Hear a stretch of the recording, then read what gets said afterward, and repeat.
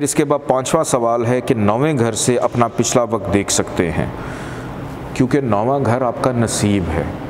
9वां घर आपका नसीब है, आपका वालिद है, आप जहाँ पे पैदा हो रहे हैं, लेकर क्या पैदा हो रहे हैं।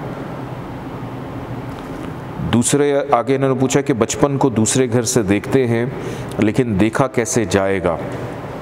देखिए, इन दोनों चीज़ों को देखने का जो मकसद है, मैं सवाल पहले इनका पूरा पढ़ लूँ, किन चीज़ों को मद्देनज़र रखा जाएगा जिससे ये मालूम होगा, बराए मेहरबानी तफसील से समझा दीजिए। किसी भी जायचे के अंदर अगर आपने एक बच्चा पैदा हो गया, अब पैदा होने के बाद आप ये देखेंगे कि उसने आगे ज़िंदगी कैसे गुजारनी है।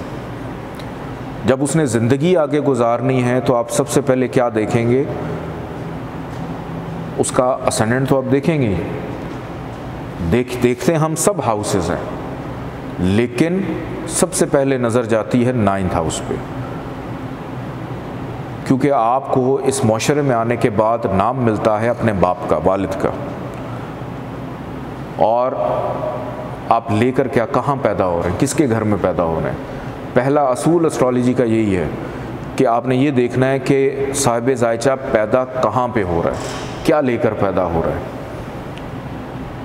वो एक अमीर के घर में पैदा हो रहा है, वो एक गरीब के घर में पैदा हो रहा है, वो एक मिडिल क्लास के घर में पैदा हो रहा है। तो जो चीज़ें वो लेकर पैदा हो रहा है वही उसके नसीब में है। अब उसने आगे बेहतरी की तरफ जाना है या डिक्लाइन की तरफ जाना है। तो जब आप अपनी ज़िंदगी में अपने नसीब को देखते हैं, अच्छा है, तो जब नसीब अच्छा है तो आपके साथ जुड़ने वाली तमाम चीज़ें मुस्बत होना शुरू हो जाती हैं। जब आपका नसीब बुरा है तो आपके साथ जुड़ने वाली चीज़ें भी ख़राब और आप भी ख़राब। तो माजी को रीड करने के लिए फ़ॉर्मूला वही अपनाना है कि आपने लगन को देखने के साथ साथ तमाम हाउसेस के इंडिविजुअली सिंगल प्लैनेट्स को देखें कि कहाँ कहाँ पर बैठे हैं, क्या क्या दे रहे हैं। पैदा होने के फ़ौरन बाद बोलना तो शुरू नहीं होता बच्चा, पैदा होने के फ़ौरन बाद स्कूल जाना शुरू नहीं होता, पैदा होने के फ़ौरन बाद बैंक में नौकरी नहीं लग जाती, पैदा होने के फ़ौरन बाद भागना दौड़ना शुरू नहीं करता। हर चीज़ अपने वक्त के मुताबिक एक्टिव होती है।